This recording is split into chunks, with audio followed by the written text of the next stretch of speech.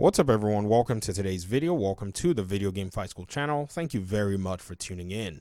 So one of the big moments I've been waiting for is already here. I just haven't necessarily had time to document it. We've been talking a lot about Gotham Knights, but today we're going to be moving to Suicide Squad Kill the Justice League in terms of just putting a needle or a pin on this part of the progression from the reveal all to the possible release date.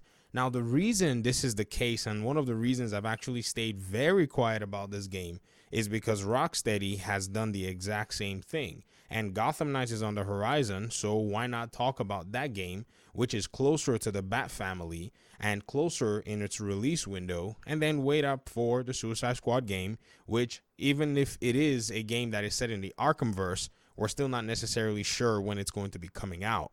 But now that we have a specific date for the release of Hogwarts Legacy, I think it makes a whole lot of sense for us to start asking the question, where is the Suicide Squad game? The developers announced in 2020 that this game was going to be coming in 2022. They also announced that it will be coming on the PlayStation 5, the Series, and PC. But then somewhere, somehow along the way, 2022, it seemed like that wasn't going to be the case, and they moved it to the next calendar year, which is 2023.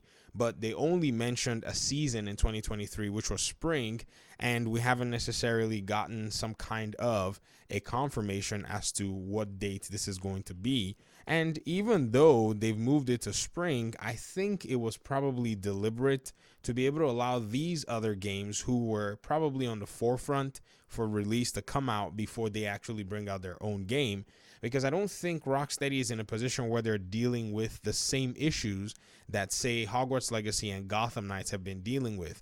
And for those of you who already know, Gotham Knights dealt with the situation of having to cancel its PlayStation 4 and Xbox One versions, and Hogwarts Legacy had to actually move its release date because they said, or they cited, that they wanted to get the game out in its best possible quality, which in my mind, reading it these days, I'm thinking, well, they just wanted to optimize the older generation versions and bring them out at the same time. But in the case of Suicide Squad, this is not the case. So the question still stands. I wonder what Rocksteady's plans are, and I think we can probably interpolate exactly where we're going to be seeing Suicide Squad.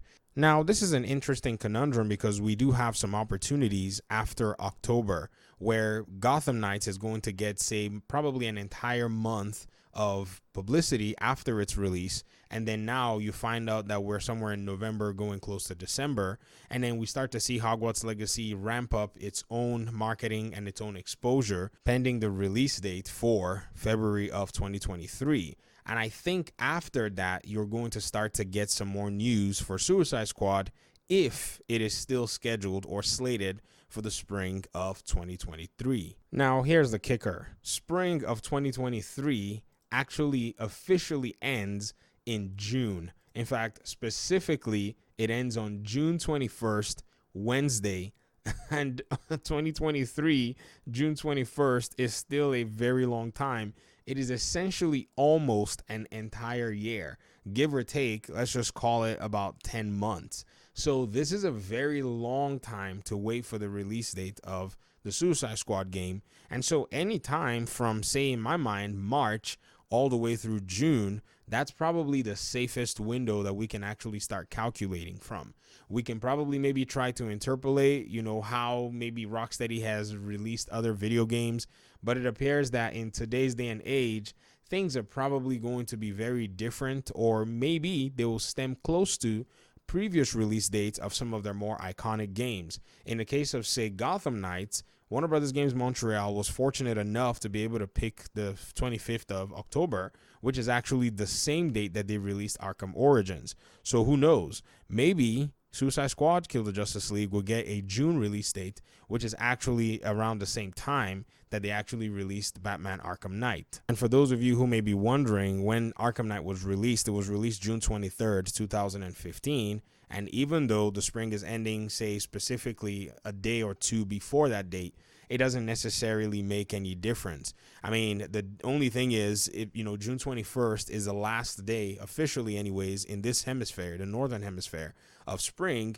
2 days after that is a Friday, making it a prime release date for a game like Suicide Squad. The summer is, in full swing.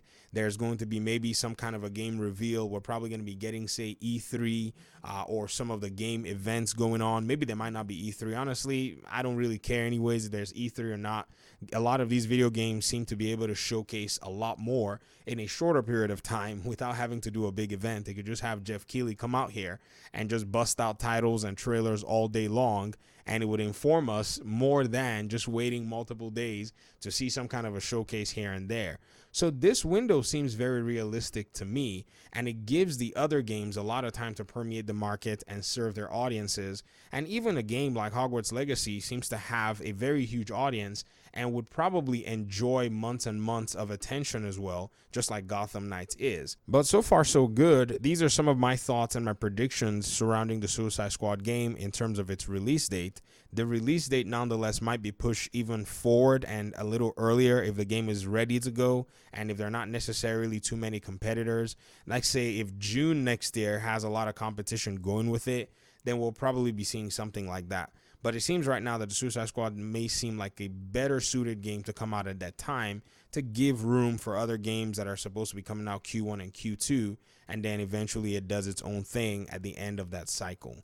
But let me hear your thoughts in the comment section. I really want to hear what you guys think about the Suicide Squad game, when you think they're going to probably drop the game, how you think it's going to be perceived post Gotham Knights, which is kind of hard to do, but give it a stab anyways, and I'll be happy to have some conversations in the comment section. So thanks so much, and we'll talk very soon. Peace out.